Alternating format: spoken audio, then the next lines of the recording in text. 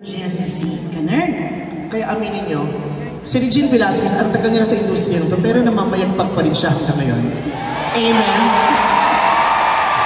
Yes! Lahat ng henerasyon, napuntahan mo, nasabayan mo, at nalalampasan mo. Aminin mo, yung mga kasabay mo nung unang-una, hindi na natin nakikita. Yung iba naka-wheelchair na, yung iba naka-cremate na. Diba? Yung iba naka-cremate na, yung iba yung picture nasa altar na. Pero ikaw, puta, nakaganyan ka pa rin. Diyos ko, kaya naman si Ogie, ito yung papasok ng shoulder, mahina ang katawan. Diyos ko, tignan mo, Ogie, nasan si Ogie? Yung asawa ko na kaya kami mag-ganyan-ganyan talaga, no? Tangina, kaya hindi ka na rin lumaki, no? Hi, honey. Ang bata mong nawili, no? Hi, honey. Paki-explain sa anak natin, ha? Pa-explain sa anak, hindi alam ng anak niya na may ganito siyang error. Oh, pero totoo yan, di ba?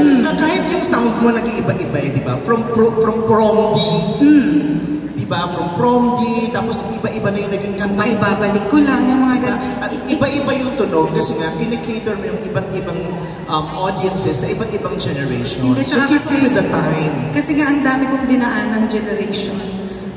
Kasi 100 years old na talaga ako eh. Kaya, alam mo na. Unang-una ko pang kumanta sa Mactan 1521 yun. Mactan 1521, nandun na siya. Yes, sinalubong niya si Magellan. Nandun na ako. Oo, ikaw talaga pinag-awayan ni Magellan tsaka ni Lapu-Lapu eh. Oo, nung nakita ka nila, ayaw nila kita sa Lapu-Lapu. Dalagang silid ang nakita nila. Gumaganon-ganon ako. Diba? Kaya tama yung ginagawa mo na yung mga songs mo, nire-reginize mo. Nire-reginify ko. Reginify, that's the perfect term. You reginify the songs. Kahit hindi mo original, pag kinanta mo, parang ikaw may-ari. Ay, ganun ba? Diba, ang dami mong kantang hindi naman ikaw original, pero pag kinanta mo na wala, nahiya na yung original, nag-resign, nag-retire. Diba na, diba? Nag-drugs na lang yung iba, yung ayaw na kumanta. Oo, yung iba nag-online selling na lang, diba? Sabi, huwag na tayong kumanta, kinanta na ni Regine yung kanta natin, online selling na lang tayo. Diba? Yung iba nag-CEO na lang ng mga sabon. Tapos nag-away-away sa internet. Kasi may mga intriga. Ganun yung mga CEO ng sabon, nag-away-away sila sa internet. May mga intriga. Oo, isa lang din naman sila ng manufacturer. Parang dati na yun. Kilala mo kasi din sila lahat, natutuwa lang. Nag-away-away, isa lang may manufacturer. Tapos yung mga endorser, umiikot-ikot lang din. Tapos sa tayo dun sa kapila tayo agad. Yes, tama. Kung ikaw, kung meron kang kanta na gusto mong i-genzify o gawing tunog ng pambata, ano yung mga classic songs na gusto mong i-genzify? Siguro I'll start with my own song. Like, dadalhin, baka pwedeng i-genzify. Dadalhin is such a wonderful classic song. Yeah. Oh my God. Gusto mo i-sample ko? Ay, so pakanta ka ng dadalhin, please. Ay, wala. Iingay nila, huwag na. Kung mga putang to, kakanta na. Kaya kami nadidili. Pag ito umabot ang alas 12 itong show namin. Hindi, excited. Okay. Dadalhin kita sa aking palasyo. Okay na. Ang ganda. Pero as I've been saying, classic siya. Classic na siya. So, hindi na kasi ganyan yung tunog ng Gen Z. At saka yung lyrics mo, hindi na rin pang Gen Z. Dadalhin kita sa akin. Dadalhin kita sa aking palasyo. Hindi na ganyan ang mga pinupuntahan ng mga Gen Z, mga palapalasyo. Paano pala? Diba, ang utak nila pang out of this world. Talaga? Dadalhin kita sa aking palasyo. Kung gusto mong Gen Z, kumulag ka sa rapper. Paano pala? Dadalhin kita to the moon, road trip. Hindi palasyo. Dadalhin kita to the moon, road trip. Brum brum, skor skor, zoom zoom, skarabun, brum brum. To the moon, road trip. Ang ka ng konto. Tumitipak ka. Wow.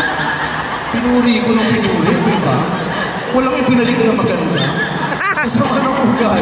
Pag mula na nagsimula kami, wala pa ibang sinabi rito, hindi papuri. Oo, yung imahe mo sa akin, pagkatapos ni Mama Mary, ikaw na. Tapos ikaw, wala kang papuri sa akin. Ang galing mo nga, ang ganda-ganda mo. Mahal ko lang talaga, kasi hindi ko ito magantihan eh. Kaya tumagantihan ko sa asawa sa showtime. Kaya wala kang pambababoy ginagawa ko rin sa asawa. Hindi ko nagawa sa akin, gagawin mo sa asawa. Ginagala mo kasi. Oo, palkitayan mo ng patron saint kita. Kaya ka ganun sa'yo tatay ko eh. Piling niya kaya ako nagbaklagas. Issue pala kami ni Father. Bakla ka! Ba't ka bakla? Sabi ko na sa akin, idol ko si Regine. Gago ka magpakalalaki ka. Huwag mo i-idol yun. Ano gagawin ko? Batihan mo! Tinignan ko yung picture mo sa Songkids. Ay, Regine. Tingnan ko kung mag-iinit ako. Oh, Regine. Eh, may electric fan. Gumanon yung page. Pagtingin ko, ay, Ariel, mas masarap. Ariel. Ariel, mas masarap. Mas naging ano. I understand. I totally understand. Ano pang gusto mong song na gusto mo? Ito pangako. Sulat to ng asawa. Sinulat ni Ogie yan. Pero hindi para sa'yo, para kay Manilyn. Huwag kang Yes. Para kay Manilyn. Aminin mo. Si Manilyn ang amat ko dati. Yes. Di ba? Kaya tingnan naman, konti lang ito pa Manilyn na din. Yes. Hindi, yun talaga yung dream niya. Anyway, gusto mo sample lang kayo. Pangako, hindi kita iiwan.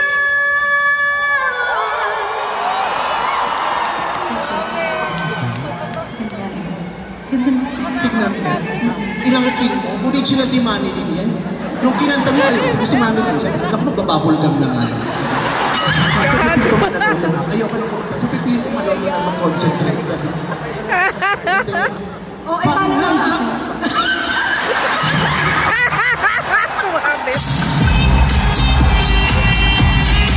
Tawang-tawa.